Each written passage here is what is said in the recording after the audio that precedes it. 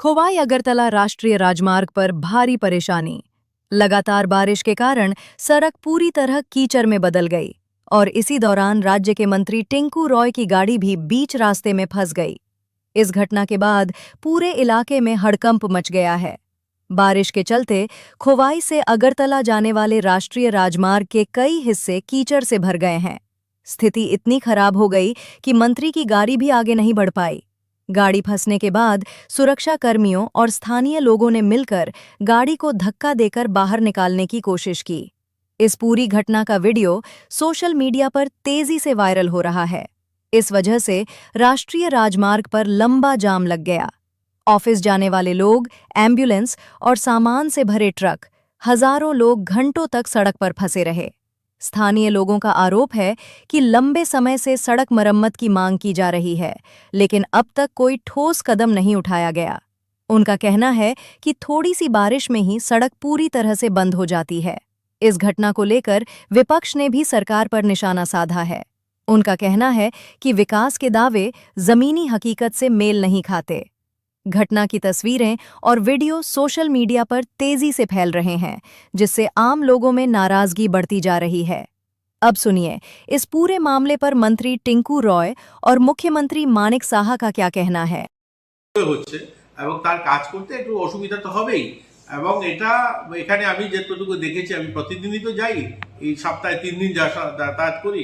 আমি দেখেছি এখানে জেসিবি দাঁড়ানো থাকে, যখনই কোনো গাড়ির সমস্যা হয় গাড়িকে পার করে দেওয়া হয়। আজকে আমি বেশি তাড়াতাড়ি বেরিয়েছি, তখন হয়তো জেসিবি ছিল না, তার জন্য সবাই হাত লাগিয়ে গাড়িটাকে উঠাতে হয়েছে। কিন্তু এটা নিয়ে এত ট্রোল করার বা এটা নিয়ে রাজনীতি করার মতো এরকম কিছু হয়নি। রাস্তা খারাপ, রাস্তার জন্য কাজ চলছে এবং যেই দিকটা খোয়াই থেকে কৈলাসহরের যে প্যাকেজটা যেটা কমপ্লিট হয়েছে, এটাও কিন্তু এখনো সরকারের কাছে হ্যান্ডওভার করা হয়নি। ন্যাশনাল হাইওয়ে এখনো নেয়নি, এখনো কন্ট্রাক্টরের কাছেই রয়েছে, যারা কাজ করেছে তাদের কাছেই রয়েছে।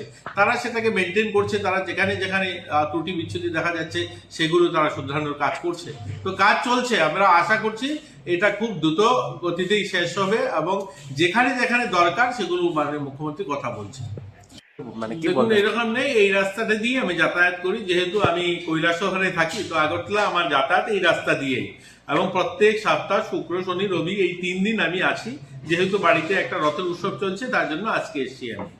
এবং এটা প্রতিনিয়ত রাস্তা খারাপ সেটা আমি মানি, কিন্তু যেখানে রাস্তাটা গাড়িটা আটকেছে, আমাদের খোয়াই থেকে যে সুবল সিং যে পার্টটাতে কাজ চলছে, এই কাজটা তো এখনো শেষ হয়নি। এটা ন্যাশনাল হাইওয়ের কাজ চলছে। এখানেই গিয়ে খুঁজতে থাকে রাজনৈতিকভাবে নিজেদের যে অবস্থান সেটাকে জাগিয়ে রাখার জন্য এইসব করছে। এগুলো করে লাভ হবে না, আমরা তো করছিই, আপনারাও দেখেছেন, ওনারা অবস্থান করছেন আর আমাদের অবস্থান কাজ করার জন্য, ডেভেলপ করার জন্য আমরা অবস্থান করি।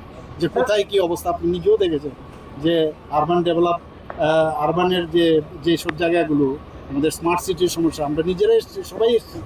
তো সেখানে সহযোগিতা করা বাঞ্ছনীয়, এসব না করে বরং রাস্তা যদি ওরা করে বন্ধ করে, তাহলে তো সাধারণ মানুষের সমস্যা হবে।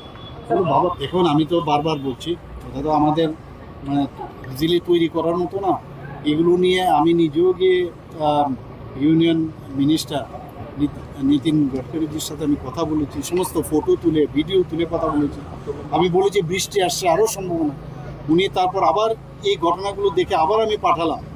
তো একটা সময় আর একটা টাইম আসবে যে এগুলো ঠিক হয়ে যাবে। নিশ্চয়ই প্রবলেম হচ্ছে, ঘর বাড়ি তৈরি করতে গেলেও তো অনেক সমস্যা হবে, আর এটা আমাদের হাতেও থাকে না। কিন্তু আমি বারবার NHIDCL-কেও আমি প্রেশার দিচ্ছি এবং আমি মাননীয় মন্ত্রীজি ইউনিয়ন মিনিস্টার ওনাকেও আমি বলেছি, চিঠি পাঠিয়েছি। তো আপনি সবাই জানেন, আপনারা যে আগে এখানে আমরা আগে আসতাম ধর্মীয় পর্যটন হিসাবে, আমরা বিভিন্ন যে ধর্মীয় স্থানগুলোকে নতুনভাবে নতুন আঙ্গিনায় আমরা মানুষের কাছে প্রেজেন্ট করার চেষ্টা করছি। মাননীয় প্রধানমন্ত্রীজি এই বিষয়ে বারবার বলছেন যে আমাদের যে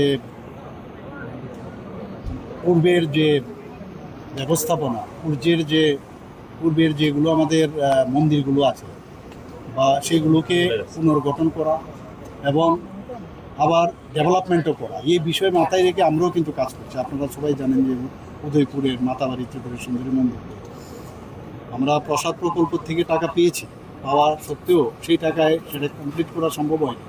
আমাদের ত্রিপুরা সরকার থেকে প্রায় 17 করোড় আলাদা দিয়ে সেটাকে কমপ্লিট করেছি। মাননীয় প্রধানমন্ত্রীজি এসে সেটা ইনোগ্রেশন করেছে।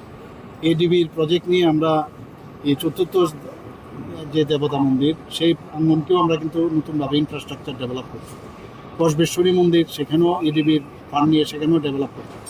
একদিকে ধর্মীয় প্রতিষ্ঠান, আবার আরেক দিকে সেখানে যারা ট্যুরিজম যারা আসবেন সেটা যাতে প্রপারলি দেখতে পারে, সুন্দরভাবে যে দর্শনার্থীরা যাতে থাকতে পারে, এবং ধর্মীয় যে প্রতিষ্ঠানগুলো সেগুলো যাতে আরও সুন্দর দেখতে লাগে তার ব্যবস্থা আমরা কিন্তু ত্রিপুরা সরকার আমরা সেগুলো করছি।